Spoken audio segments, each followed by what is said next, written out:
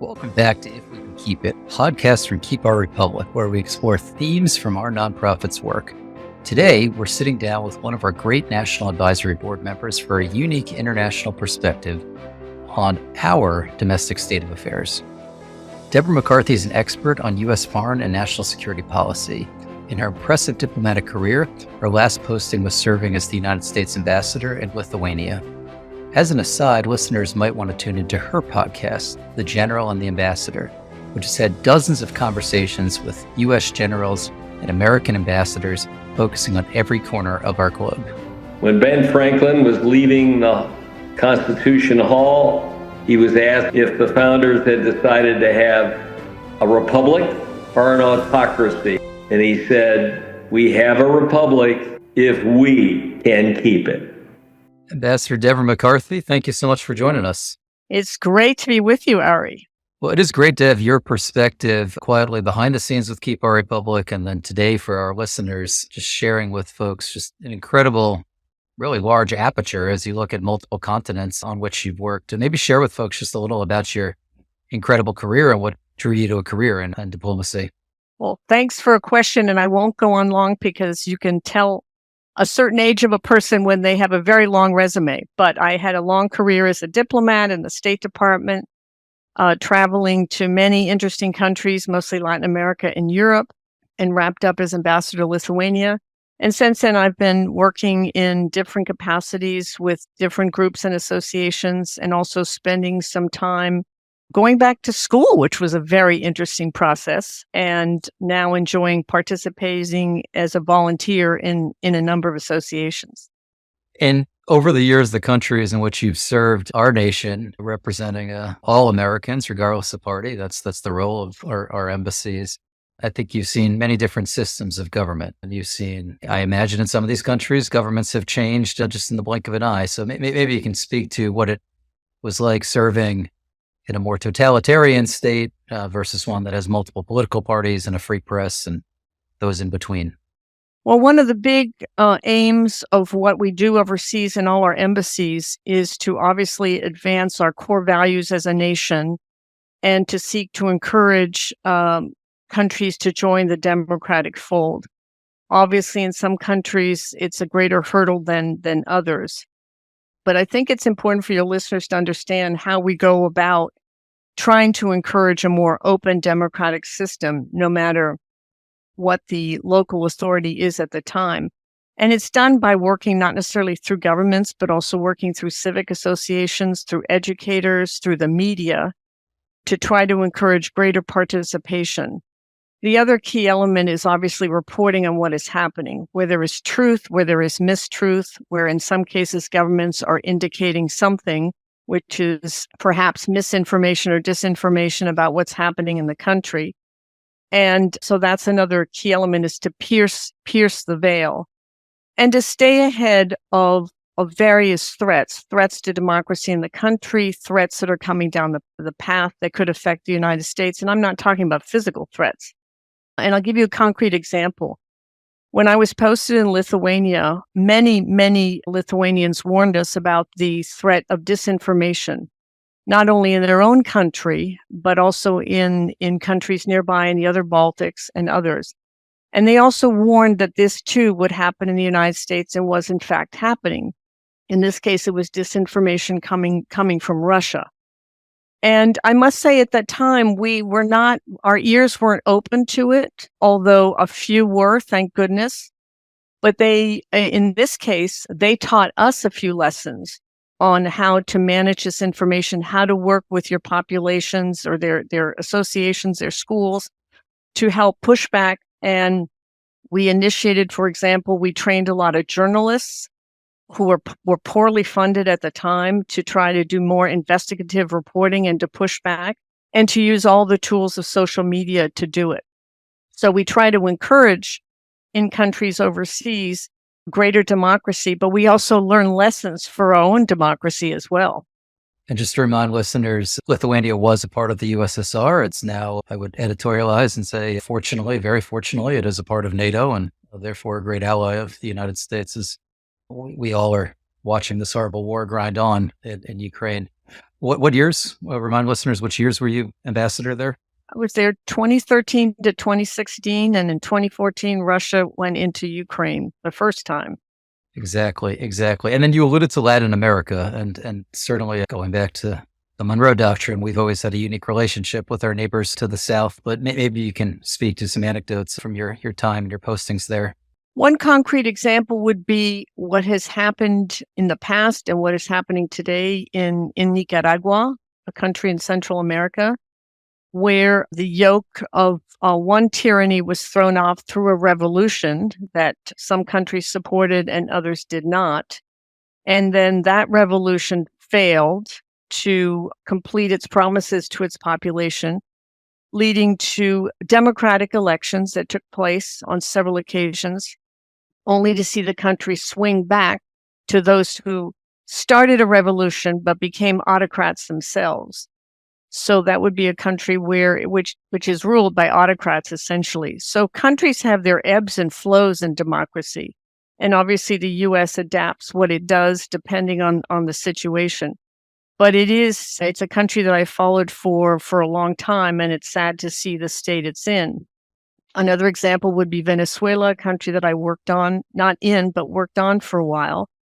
A country that had a vibrant economy, a very talented population, and that swung in a certain direction. And here we are 20 some odd years later, a country that is mired in poverty and also with major political problems that obviously people are still working to resolve. So again, an ebb and flow in terms of levels of democracy. So it's not always a straight line for countries. Well, and with that in mind, we're both proud patriots, and I would imagine most of our listeners are Americans and care deeply about the future of this country and to varying degrees know about the last 200, almost 50 years of American history. We should not assume that the next 250 years of America will be this robust democracy. I'm reminded of some of the founding phrasing, a more perfect union. I don't know what perfect means, but maybe you can speak. I think you used the term ebb and flow. Give folks some examples of what you mean by that. Well, on ebb and flow, I can give actually a statistical example. I was looking at some surveys as to how the U.S. has been perceived over the years. And I found one, a Pew survey from 2021, which noted in interviewing people in 17 countries across the world that overall 50% of those surveys thought that the U.S. used to be a good example to follow in terms of democracy, but not so much anymore. So that was quite revealing. More recently, in a survey done in June 2023, when asked how the U.S. compares with other nations in terms of democracy and political stability, 22% of the countries felt the U.S. was less democratic than other wealthy nations, and only about 33% of the countries surveyed saw the U.S. as more politically stable than other countries. So I shouldn't say our standing, but the perception of us as an example of democracy has obviously flipped over a period of time. This is not sudden. And at the same time, and this is what is extraordinary, we are deeply engaged across the world in helping, as I noted earlier, to build democracies. We have tons of programs. We're one of the most generous countries in the world. We train leaders. We participate as electoral observers. We support free and fair elections. We do many, many programs. And countries are eager to have this kind of assistance, especially rising leaders in a number of countries. So the world is somewhat worried about us, but at the same time sees us as being able to build their democracy. So it's an interesting juxtaposition of on the one hand, perceptions that we're not the best example, and yet eager for our examples and our suggestions and our engagement in building their democracies. I really appreciate you sharing those statistics and the perception. I'm going to say something I've never really thought of, but democracy almost is like a verb as compared to a noun. It's an active state. And I guess when you've seen this at play in some of the countries that you've mentioned, are there quantifiable benchmarks in terms of how many media outlets, for example, or how many political parties, or how, when we throw around this term that means different things to different Americans, what lens are you looking through? Well, a lot of times for sort of official programs, and I must note that many programs that take place overseas to help countries don't always come from official sources. We're very generous as a country. And so there are set benchmarks that, let's say, official assistance has, and these are whether internal ratings and or ratings by the UN or OECD and other organizations. And you see the ranking of the measurement of development of countries, which encompasses, the term is very broad. And so the programs will vary by country. Interesting enough, when you raise the issue of media, I have often asked in places that I was assigned to, what is the pattern of ownership of media? In other words, who owns traditional media? Who are the investors behind if there's a social media platform locally? And so forth. And it's very, very hard to map. And so that, as a measure of openness, as part of measuring democratic development, put it that way, is harder to come by than you think. Let's revisit what the Lithuanians alerted you as the United States ambassador to just rampant misinformation coming, I assume, in Lithuanian language, perhaps in Russian language. But this is something that Americans, I think, regardless of political party, should be sensitized toward over the next 400 some days. We just know that the eyes of the world are watching our election, and there are some bad actors out there.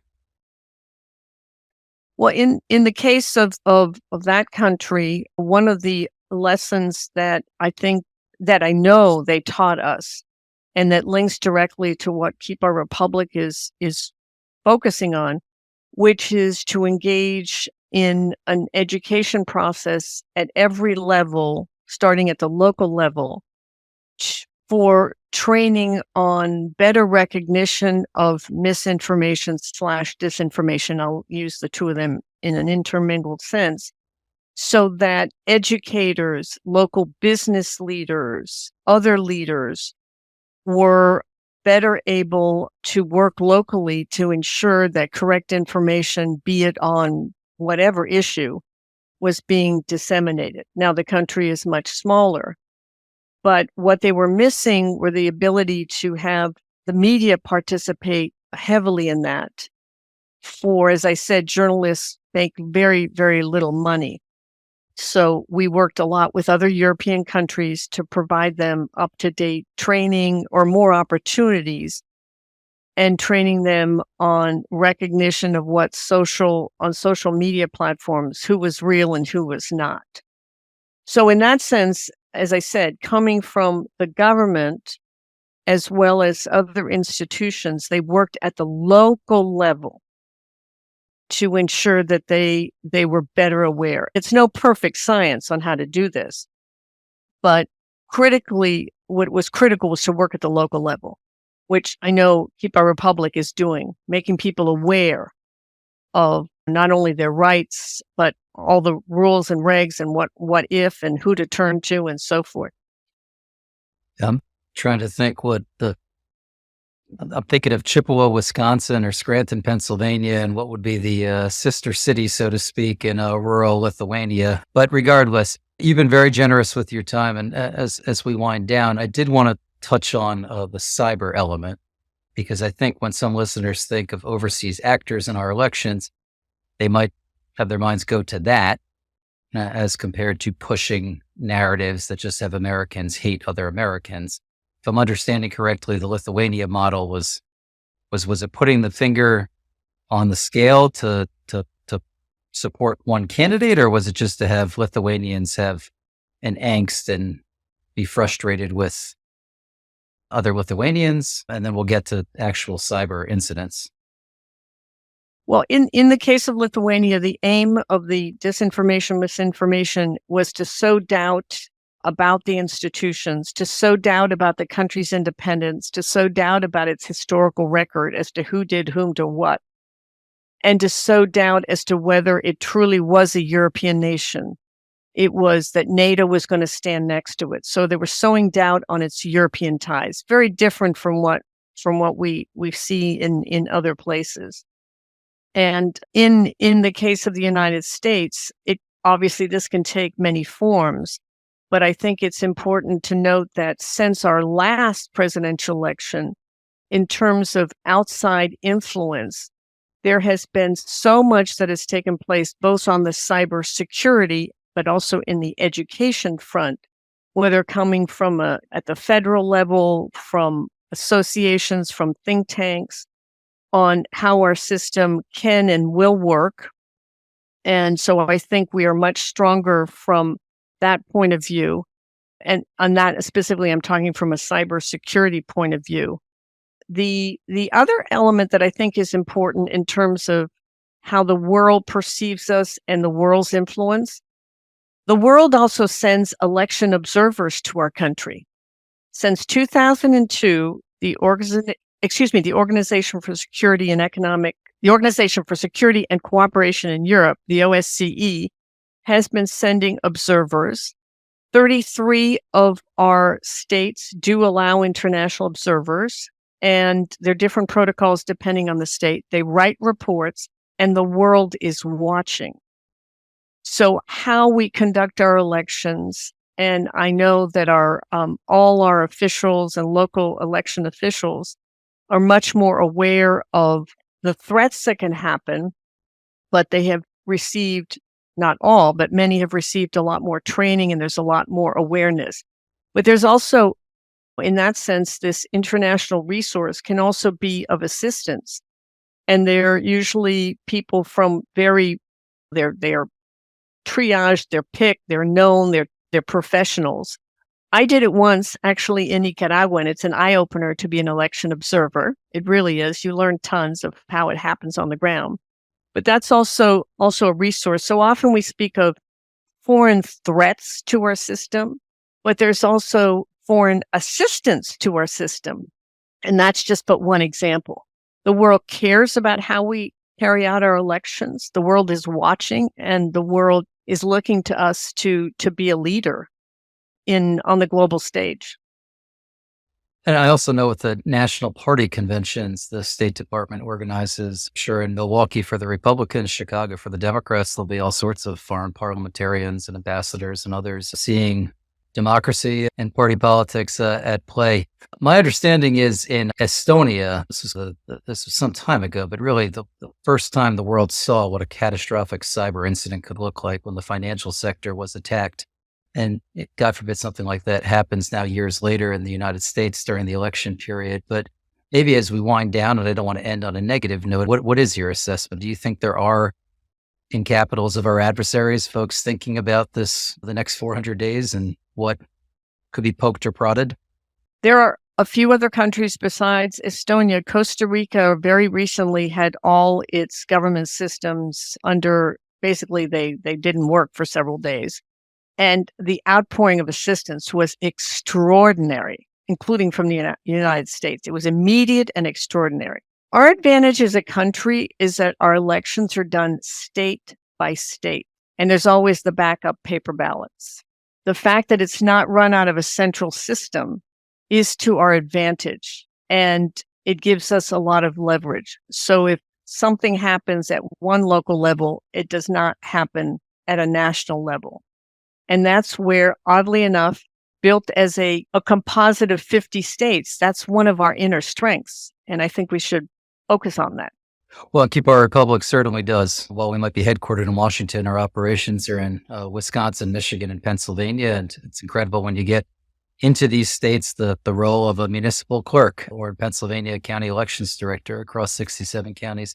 Let me ask you a final question. So the podcast is called If We Can Keep It, an homage to the old line from Ben Franklin. It was rumored to say that when asked what type of government are we going to have, and he said, a republic, madam, if we can keep it. So as you look with everything that you've seen around the world, are you optimistic about the next 250 years? Do you think this unique system of government that we gave birth to as a country and showed the world is something keepable? I think what is critical is that we keep faith in our election system. or it's been the strength of the country. Rebuilding that faith that's been eroded for multiple reasons, I think, is a critical element. And as you make